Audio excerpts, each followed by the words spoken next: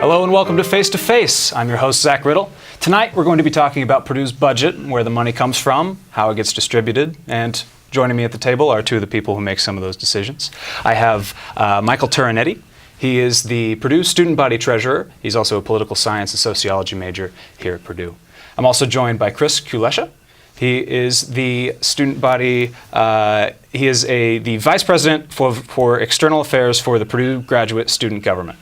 Now, you are also a PhD student in political science, is that Yes. correct? Okay, well, thank you both for joining me today to talk about this very important issue, one that's been on many people's minds in the last, couple of years, and specifically the last couple of months, been in national news, extending the tuition freeze for another year, something that people have a lot of questions about, and, just so they know, where you're coming from, let's kind of clarify what the Purdue Student Government does. And so you're involved with the Purdue Student Government, correct? Correct. Yeah, so Purdue Student Government represents the undergraduate student population here on campus.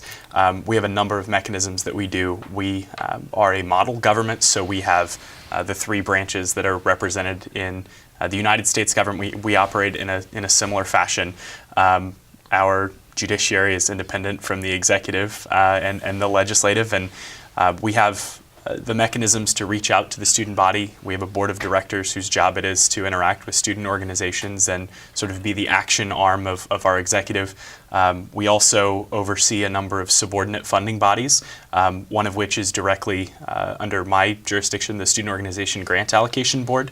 The student body treasurer is always the board chair and president of SOGA, and the Student Fee Advisory Board as well. So we have interaction mechanisms, and we also have funding mechanisms through Purdue Student Government. Perfect. Okay. And Chris, you are the Purdue the graduate student. Yes, Government. Yes. the Vice President for External Affairs for PGSG. And similarly, we represent the graduate students on campus to the faculty administration and to the local government.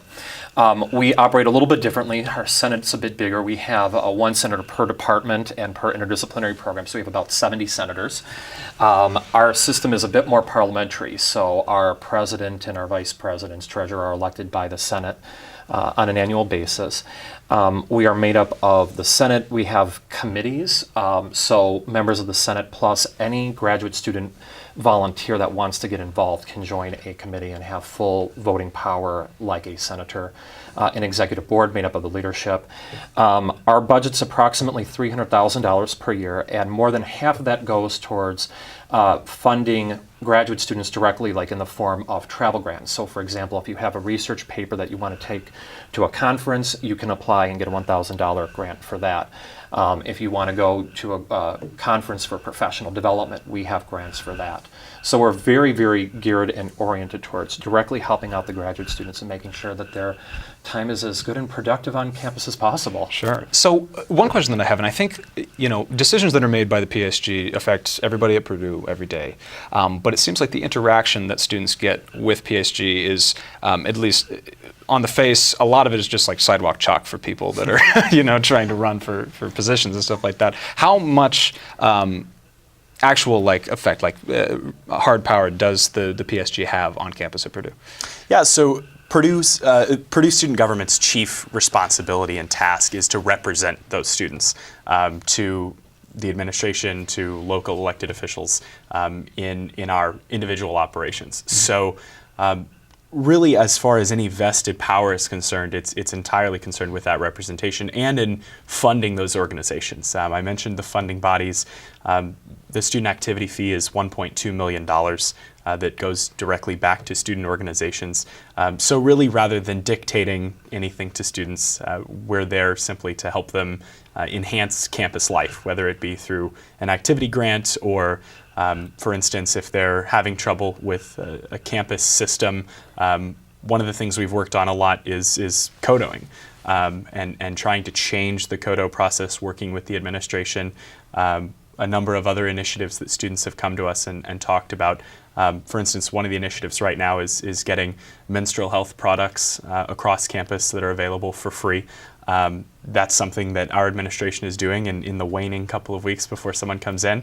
But we do recognize that for too many students, the biggest interaction, and sometimes the only interaction they have with PSG, is reading the sidewalk on the ground on their way to class. So we want to try to improve that each year, but that is an issue with turnover, where you have someone come in and they have 8 good months of governance, and then it's on to the next cycle.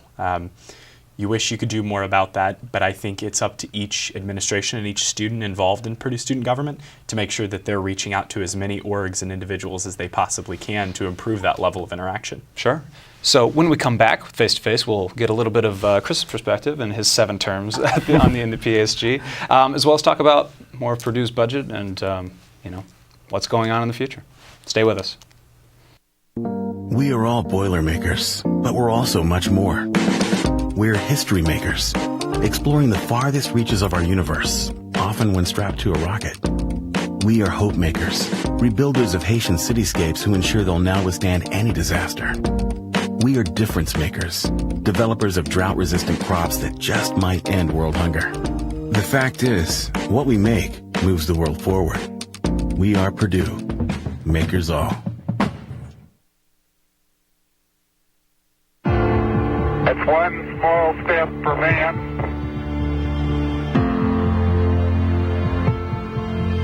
one giant leap for mankind.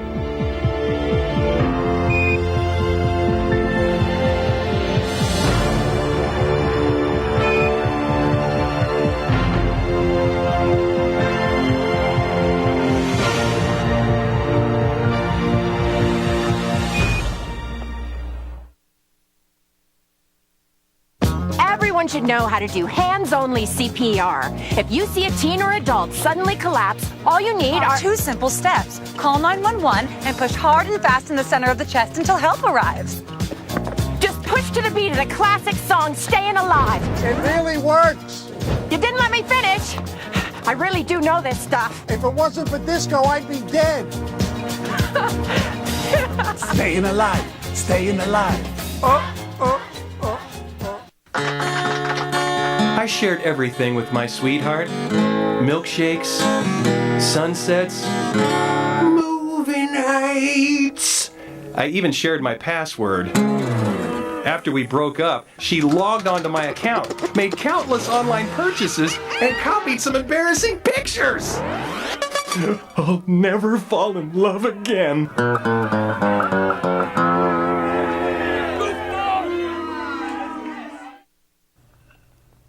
Welcome back to Face to Face. I'm joined by Michael Taranetti and Chris Kalesha, and we are talking about Purdue's budget and some of the organizations that deal with that. So just a kind of broad question, because this is something that obviously affects students, affects everybody on campus, is the way that the budget is allocated. But if you could explain to us the hierarchy of what decisions are being made for where money goes in Purdue. Like, where does it start? So that's a very, very interesting question. So, of course, the budget gets drawn up, it goes to the Board of Trustees, and the Board of Trustees makes a recommendation to ITCHE, which is the Commission for Higher Education, which then makes it over to the state legislature, specifically to the Ways and Means Committee in the House, gets passed out of the House to the Senate, then to the governor's office. Part of Purdue's allocation from the state, of course, is formula-based funding, which in part deals with the high impact degrees, which the state has defined as mainly STEM-based, and then also how many Indiana residents are graduated from those particular institutions. Sometimes Purdue will ask for a capital development project. So for example, years ago, the Active Learning Center, well, they'll say either, can we take it a loan through a bond, or would you be willing to give us money? And in terms of the Active Learning Center, we were very fortunate that the legislature was able to appropriate. But it is very complicated, and then at that point, some of it's controlled by the university, but then it gets appropriated down to the colleges. And the colleges have somewhat of autonomy over many different things, of how they spend the money. That gets then sent down to the departments, and the departments get a say. So if you kind of think of the way that the budget is operated, it can be very decentralized, very, very decentralized. And One of the things I know that Bill Sullivan, he's been doing, I think, a phenomenal job as treasurer, is it can be very difficult to figure out where exactly money is and where it goes in the university, because so many years the accounting process was very confusing, and he's doing a phenomenal job trying to get that all fixed. Interesting. Okay, so right now, what's happening with the Purdue budget? I know that a lot of the departments have their say, and has there been significant changes in the last couple of years to the way that different departments get their funding? So that's an interesting question too. So there hasn't been as much of a significant change. There are a few practices here and there that got changed. So for example, when it comes to graduate students, many years ago there was a proposal or an idea to have what's called, it's a funding mechanism where essentially the department is able to pay for its own classes through enrollment. Okay. So it's like a revenue sharing. That is mainly used during the summer, and a lot of the classes are funded, particularly for graduate students during the summer, through that. It's responsibility-based management. Now there has been, for my college, there wasn't a change per se in the overall budget, but they're looking now to see how graduate salaries are determined on campus, to see whether or not it makes sense to have as many graduate students in certain departments as others. So do we need to maximize them? Do we need to reduce them? And in doing so, increase the salary because we weren't as competitive. But really the biggest change has been on the administrative side, and to be able to allow the departments to better trace where the money is going.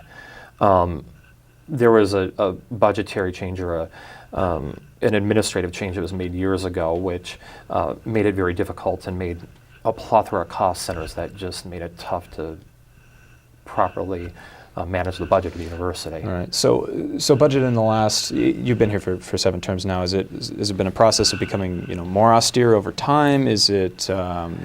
So austere. There have been a few things that the university has just saved money on. One of the big things that we saved money on was healthcare. Right. There was a big change to faculty healthcare where it ended up saving the university a lot of money, and on top of that, it maintained the quality, I would argue, of the healthcare plans on campus. But on top of that too, as what was discussed at the Faculty Senate a few months ago, they were able to look to see, because the university is so decentralized, you can have departments and colleges that appropriate money and set money aside. And what ended up happening is Purdue started running a budgetary surplus. If you just looked at the budget a little bit differently, you could see that the university was running on a surplus. So those two things, with a few other good decisions I think that were made by the university, administrative efficiency at the upper levels, just rethinking about some of our contracts, looking at, we were using multiple vendors to do the same thing, like with purchasing gasoline, so put them all together, save money on that. Let the university think of its budget in a better way so that it could lead to the tuition freeze. Okay. So, when we come back with Face to Face, we'll be taking some of Michael's take on the budget and the way that it's affected, for example, PSOGA and a lot of those organizations. And we'll be right back. For more than a decade, our country has been at war. And as our service members were trained to wage war, they were also trained to wage leadership and loyalty and teamwork. They were trained to wage compassion and problem solving and understanding. Our military veterans were trained to wage good. And as they return home, we have a chance to join them and wage good for all Americans. By empowering our veterans to strengthen our communities. As volunteers and first responders, teachers and small business owners, as neighbors and friends. The Got Your Six campaign is dedicated to waging good by bridging the civilian-military divide and helping returning veterans realize their true potential as leaders and community assets. So help us wage good at gotyoursix.org. I've got your six. I've got your six. I've got your six. I've got your six. I've got your six. I've got your six.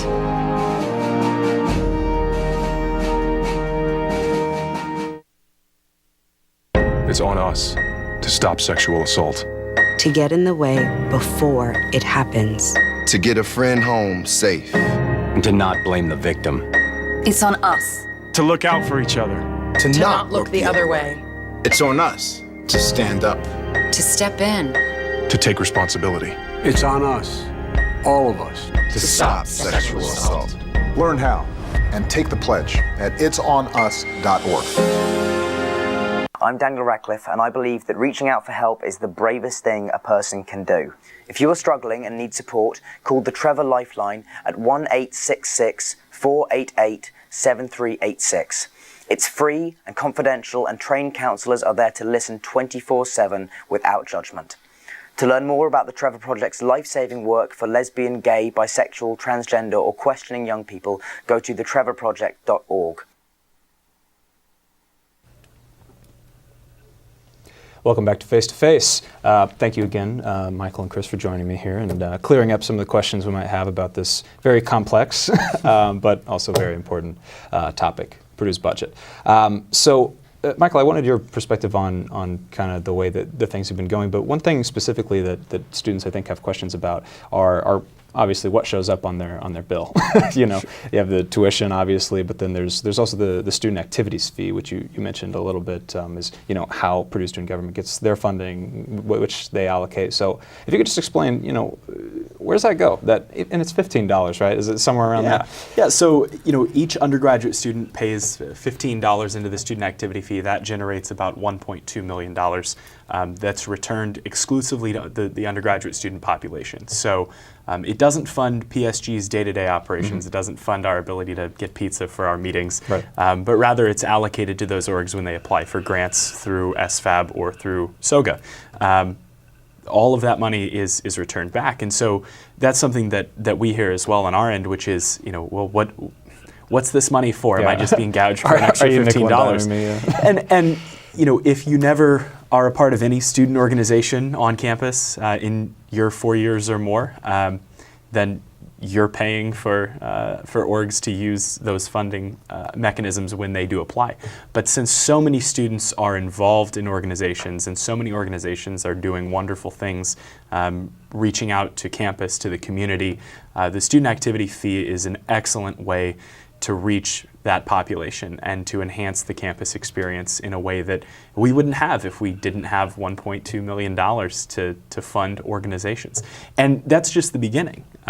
Organizations have their own mechanisms to get funding, if they collect dues, if they do outside fundraising, but certainly having a set amount of funding each year that organizations can rely on to apply and get funding. So for instance, many people don't know this, but SOGA actually applies for a significant portion of its funding to SFAB.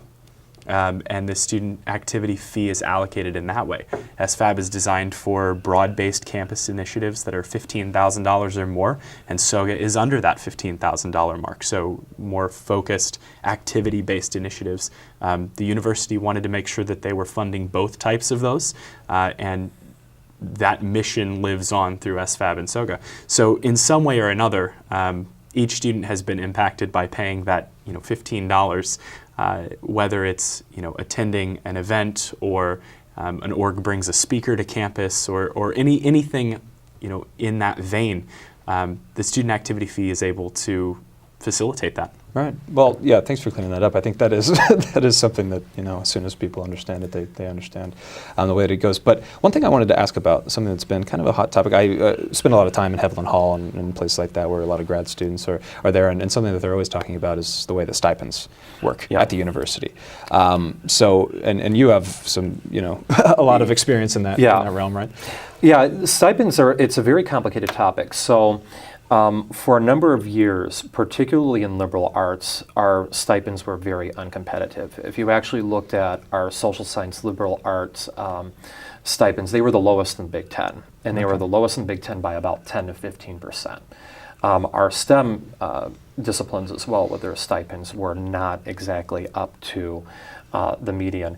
There are different ways that you can have an assistantship, because approximately 85% of PhD students are given an assistantship. So you get a stipend and you get tuition remission. That's done, either you can get an administrative appointment, a teaching assistantship, or a research assistantship. And typically the research assistantships are funded through research grants, right? So last year, the Dean of Liberal Arts made a really bold move and a very good move to take a look to see where could the number of graduate students more accurately reflect the needs of the departments, because so many departments on campus, when it comes to graduate education, kind of operate on this autopilot. Right. And it was noticed that, like I said, that our stipends were quite low, so the idea was that, well, let's reduce the number from 750 in the college down to 500, and let's reallocate some of the funding lines from department to department, looking at things like placement after when you're done with your degree. Are people getting jobs? Where is it that, I was a TA in a class I was a lone TA in a class with over 100 students in political science. So were there departments where you needed more TA-ships? And as the years are going on, the TA stipends have gone or are going to go from $13,900 to approximately $20,000, putting us more in line with the rest of the Big Ten. We've been actively pushing for the other colleges to also do the same thing as CLA did and start investigating and looking into ways that they can improve their stipends. Now, I should mention that stipends are different from department to department. Of course, it depends on, so again, are they bringing in a lot of money to the university, right? How much in terms of research dollars are they bringing in? And it's always been, we've always recognized that you're going to have that difference, right?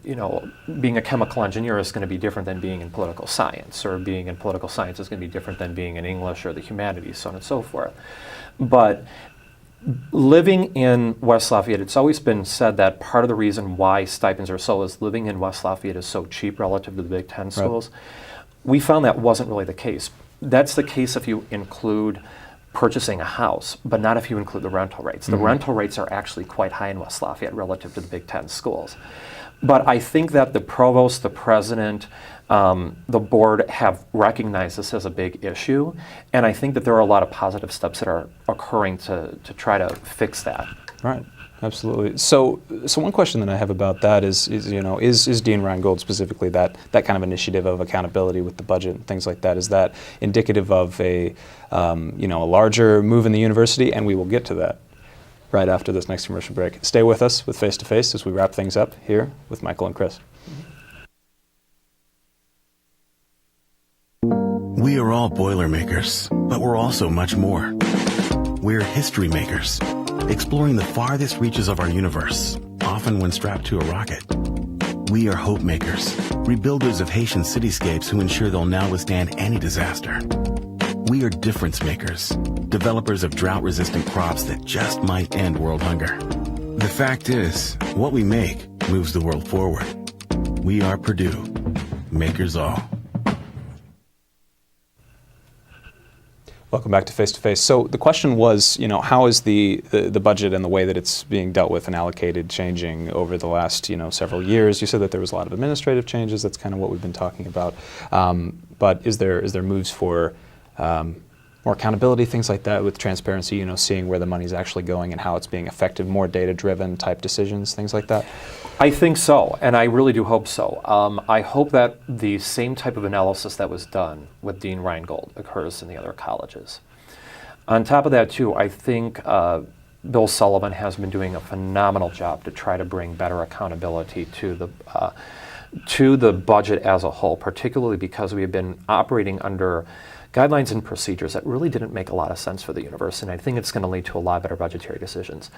On top of that, too, I think that there's a lot the faculty, too, can push for and ask for in terms of accountability and a little bit of better transparency so that they know what kind of decisions are being made in the colleges and the departments as well. And I really do think with increased accountability and transparency, I think this university is going to be all the better for it. Now, this is something that all of the PSG is passionate about? Absolutely. I think any move for accountability is a move to improve campus for everyone. PSG stands behind any mechanisms that the university can use or that our respective student governments can use to make sure that we're as efficient as possible while still fulfilling our core missions. And while they may be slightly different for our Purdue student government versus running an entire university, we certainly value and respect the moves that the administration has made. We want to make sure that as Purdue continues to grow and build its already stellar reputation, that every student gets to reap the benefit of that. Right, exactly. As a student in the College of Liberal Arts and someone who's just mere months from graduating, I'm really excited to see what my soon-to-be alma mater does after I leave. But I know that my experience here has been made all the better by the phenomenal leadership that we've seen in my time and that we'll hope to see beyond. So how can students make sure that their money is being well spent? I think at the graduate student level, I think it's through advocacy, for sure. Definitely through advocacy, through either PGSG or every department has a GSO that operates like PGSG for their particular department. So asking those questions about financial accountability, asking those questions about, what does the funding availability look like for graduate students? What does it look like, am I going to get a job afterwards? Because that too plays a role into affordability.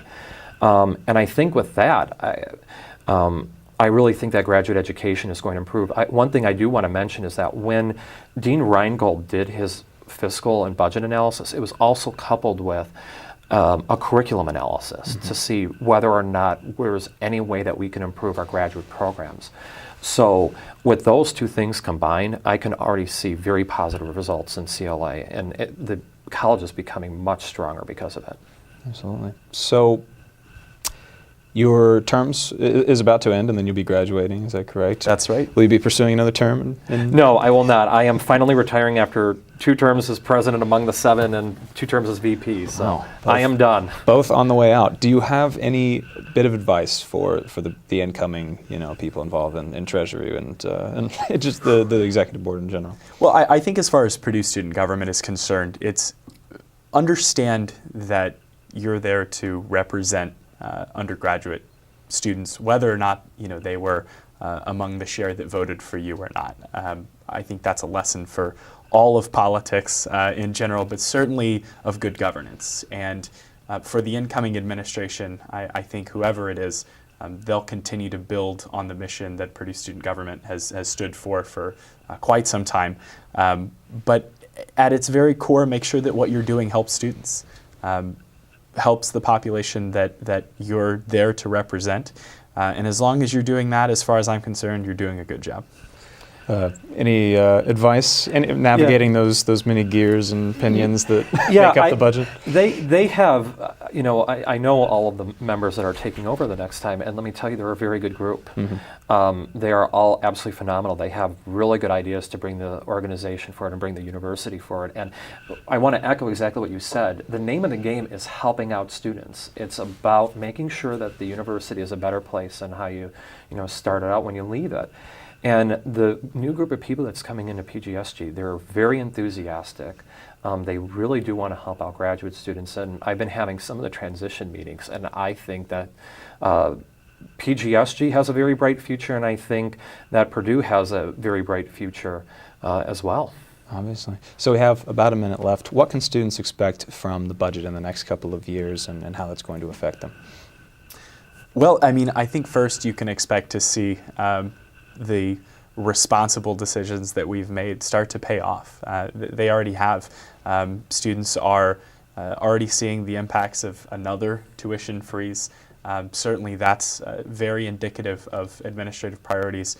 But we continue to build buildings. Sometimes construction is a little inconvenient, but we continue to move mountains for our students and provide experiential learning opportunities, classroom opportunities, and excellent spaces to work in. So the future is bright for I think all populations of Purdue students. Well, we all hope so. That's all the time that we have for tonight. Thank you so much for tuning in to this episode of Face to Face. Michael, Chris, thank you so much for joining us today. And for more information, look up Face to Face on Facebook, Twitter, and on YouTube at BLSC Face to Face. I'm your host, Zach Riddle. Thanks for joining us.